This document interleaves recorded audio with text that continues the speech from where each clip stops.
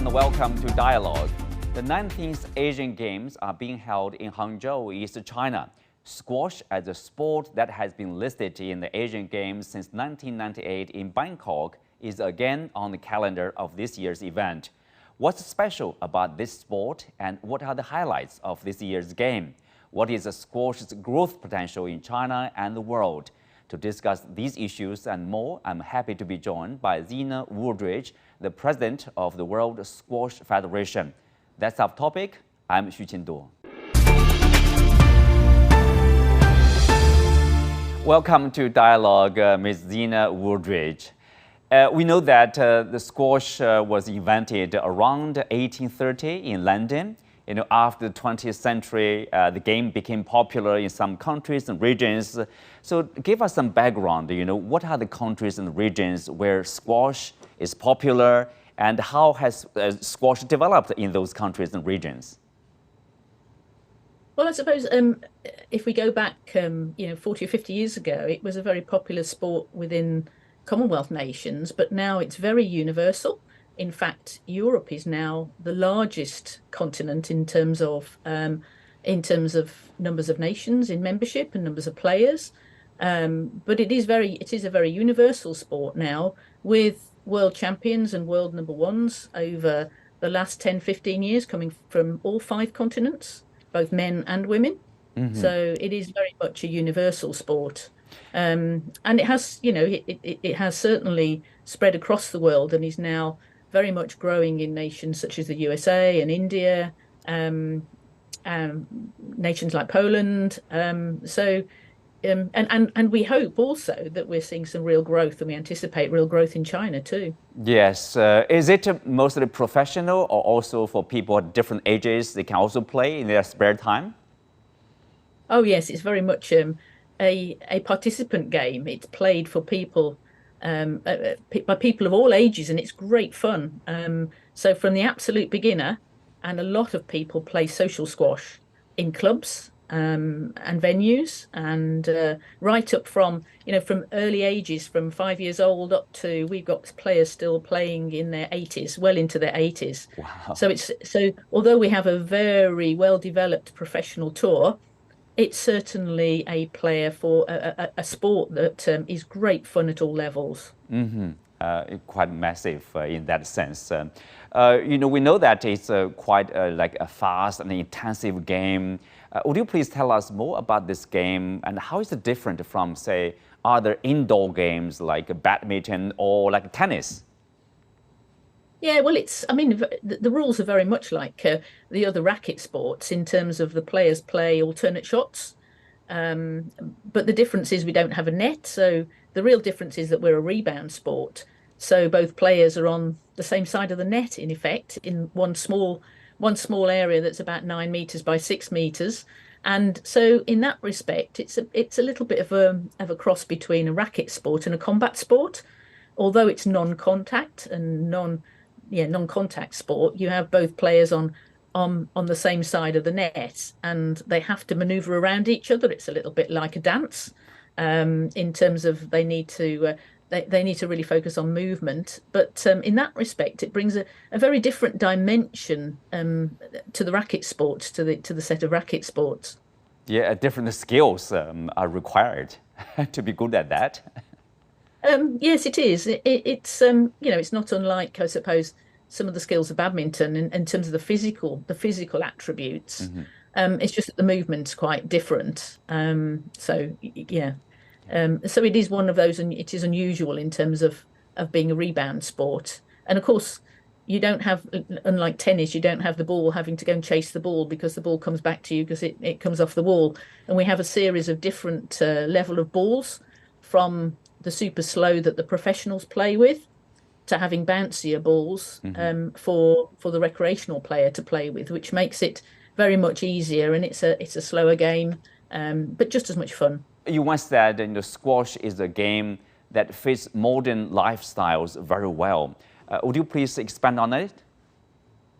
Yeah, certainly.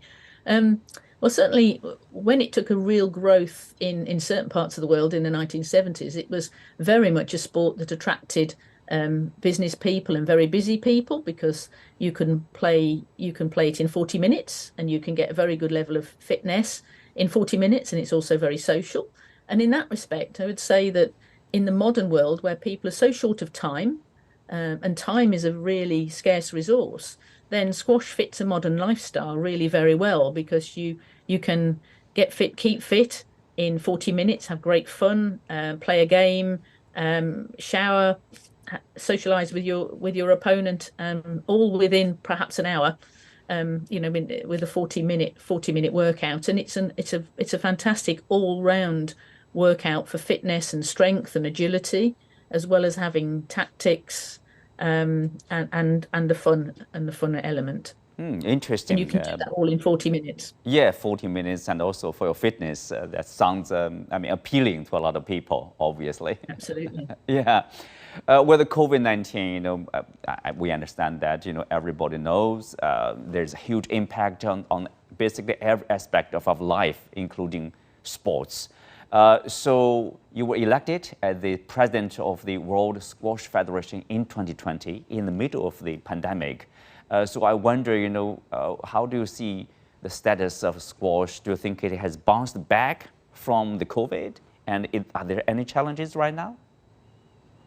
Yeah, I think like all indoor sports, squash probably was affected more as an indoor sport, and the fact that you've got two players in a close proximity, it was probably affected more than outdoor sports. But yes, I think we're very surprised and really pleased to see how quickly it has bounced back, both from a player point of view, but also in terms of spectators. And I think as a result, coming out of the pandemic, I think we all appreciate our sport more, and we don't take it for granted. And certainly, when we look at some of our big events, certainly the spectators have come back in big numbers and are really, really appreciative of being able to see live squash again.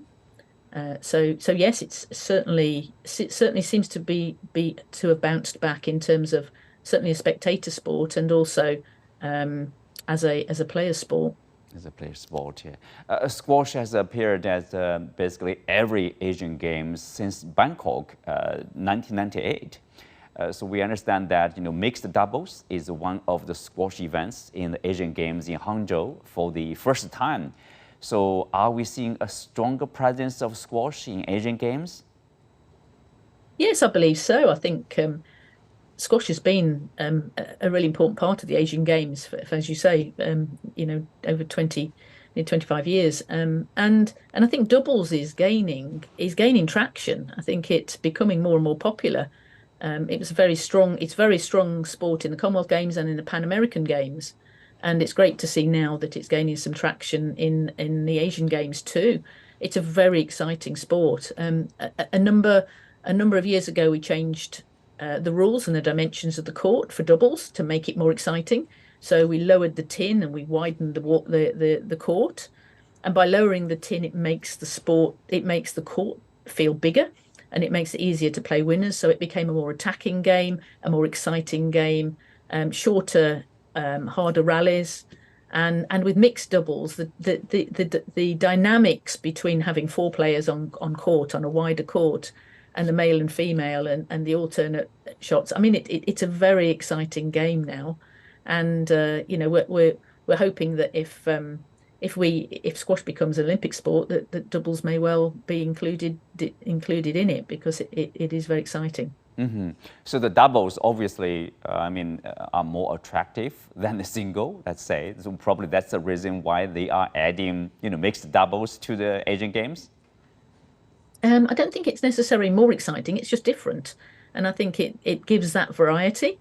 It gives that contrast between the singles and the doubles. They're quite different in terms of their tactics. So I suppose it's a bit like tennis has singles and doubles, and badminton has singles and doubles. And it's no different for squash, really, apart from at the moment it tends to be the better singles players then also double up to play doubles, whereas in badminton and tennis they tend to be double specialists. But we do find that you could bring two top top world players together to play doubles, and they can be beaten by lower ranked players because the dynamic and the tactics are different. And a lower ranked pair could beat a higher ranked world seeded pair simply because they're better doubles players. Well, So I think that's what makes the sport quite exciting. yes, and also the requirement of different skills. That's also exciting. In the squash game in Hangzhou is held at the squash court of Hangzhou Olympic Sports Center. This is not the first official squash competition held at this venue. I'm not sure whether you are familiar with this venue, but based on your understanding, how do you say about this court, this facility? It's reported that they are building half-transparent walls, so the spectators can see the players playing against each other. So that's, I guess, to make it more interesting for a lot of people, and also TV spectators too, I guess. Yeah, the glass courts, I think, are one of the distinctive features of the sport of squash, that we can build an all glass court anywhere, and you can watch through any of the four walls. So the players, the glass is designed such that the players they can see out, but not as well as so they're semi-transparent, not as well as the spectators can see in the facility for the Asian Games. And it looks absolutely fantastic with the number of glass courts that the Asian Games have erected, and that's going to be a really fantastic spectacle. Yeah, that's about China or Chinese cities hosting international games. Speak of that. After the 2008 Summer Olympic Games in Beijing, last year we had this Winter Olympics in Beijing. And then not long ago, there's I think the World University Games in Chengdu in southwestern part of China, and now we have this Hangzhou, Asian Games again in China. So I wonder what you make of this, Chinese ability, Chinese cities' ability to host international games. It seems like China is ready, to host basically games at different scale, different levels. Well, you do multi-sport games and championships so well in China. And we should actually have held the World University Squash Championships in Shanghai in 2020. However, unfortunately, due to the pandemic, that didn't take place. But we'd love to, for example, bring a World University Championships to China. And also our World Championships, be very keen to bring World Championships, because we know that Chinese host events extremely well, and I think the facility in Hangzhou is going to be an example of that. And hopefully, those courts that are built in that centre can then be used elsewhere. They'll be part of the legacy, we hope, for Chinese squash, because they can be located elsewhere in China and used for other events, because the glass court can be put in all kinds of iconic locations in cities. It's been put in front of the pyramids. It's been put in Grand Central Station. There are lots of really iconic venues. It was put on the top of a hotel in Hong Kong. So, I think there's a real opportunity there to do something very creative with squash in China in future, and using the legacy of these courts in order to host them. Let's have a short break. We'll be back right after this.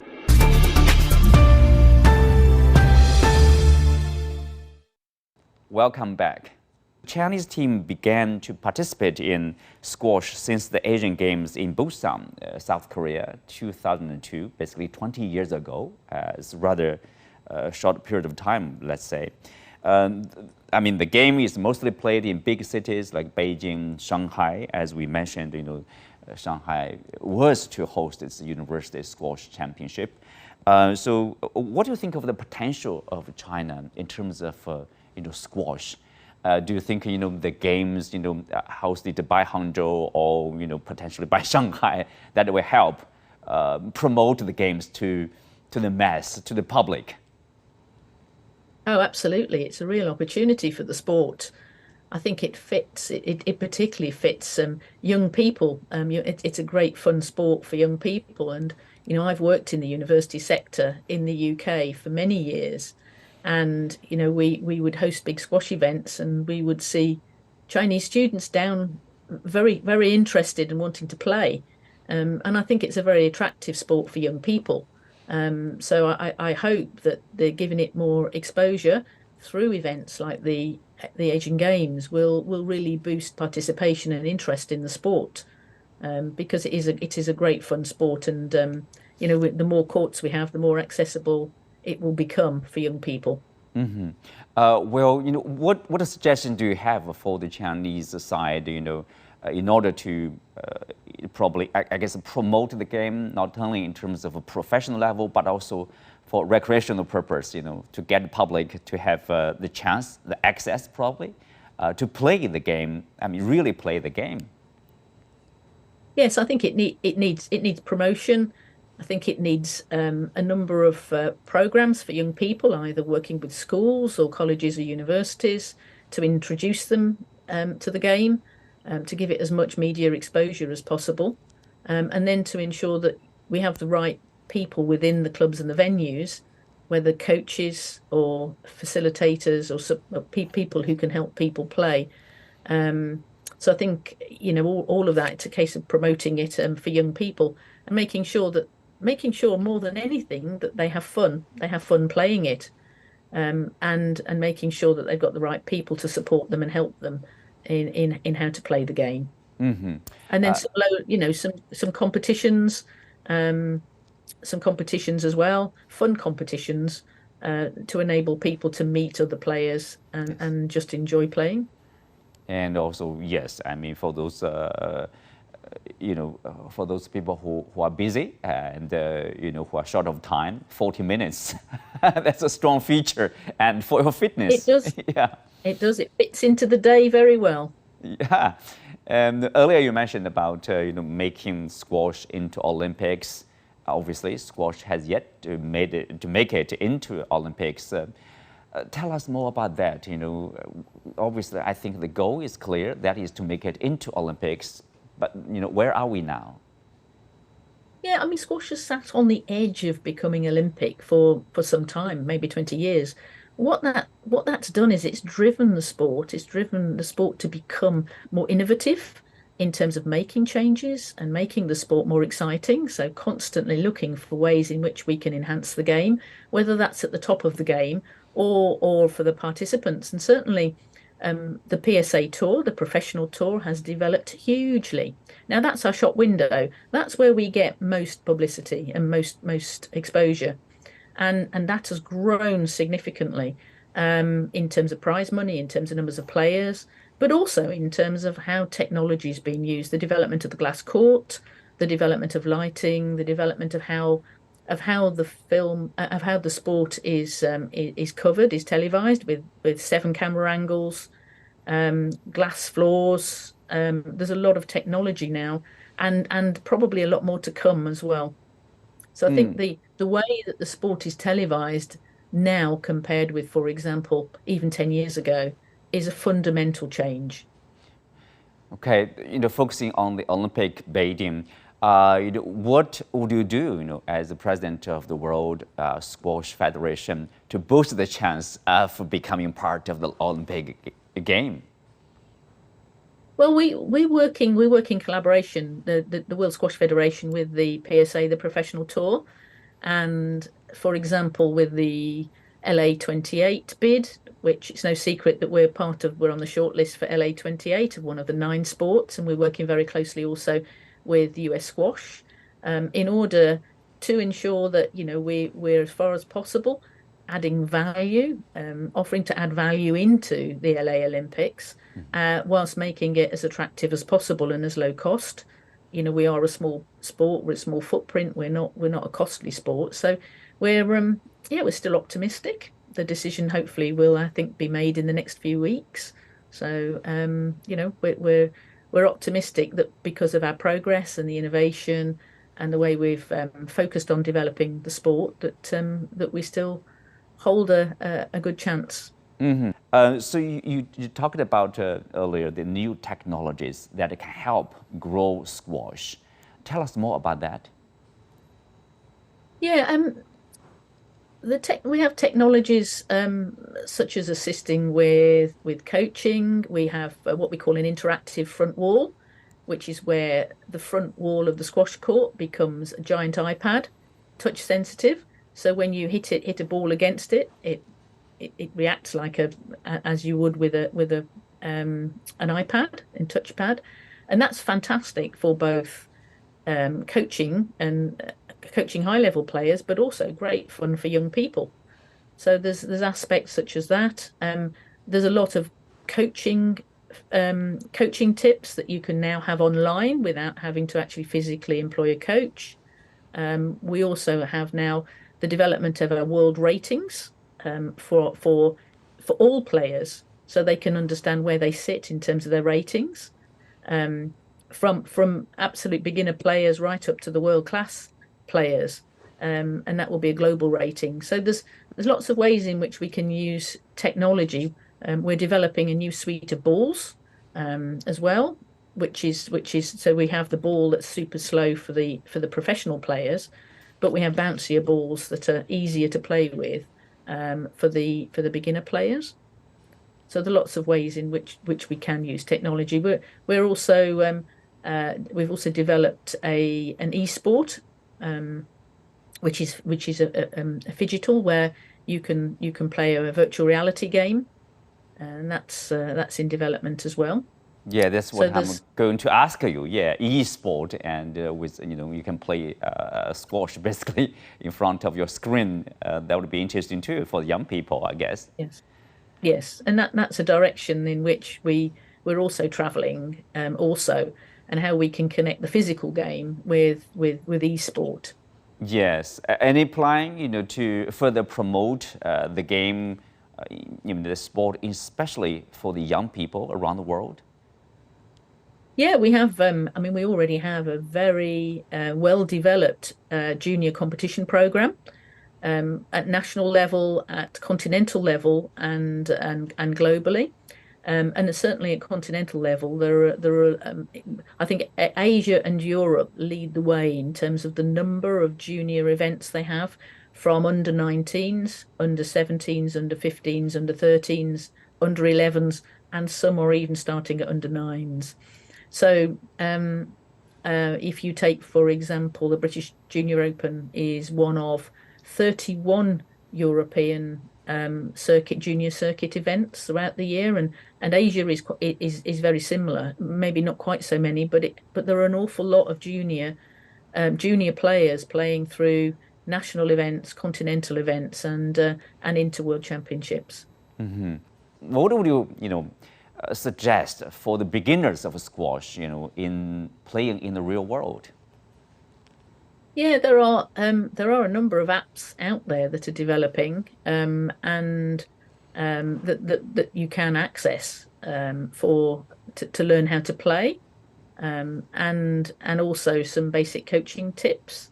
So they are growing, and we're not as World Squash Federation, we're not attempting to control that or even to govern it, because there are lots of entrepreneurs out there, squash enthusiasts who are also entrepreneurs, who have provided those kind of apps and the resources out there that people can access.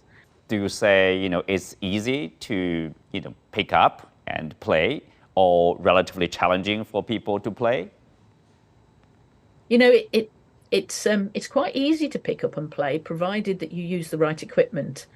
And one of the challenges that we sometimes have to address is that players, when they start, may look to see what the professionals play with, and they'll pick up a double yellow dot, which is a super slow. And we have a global campaign about to run again at the moment to say it's important that you use the right ball.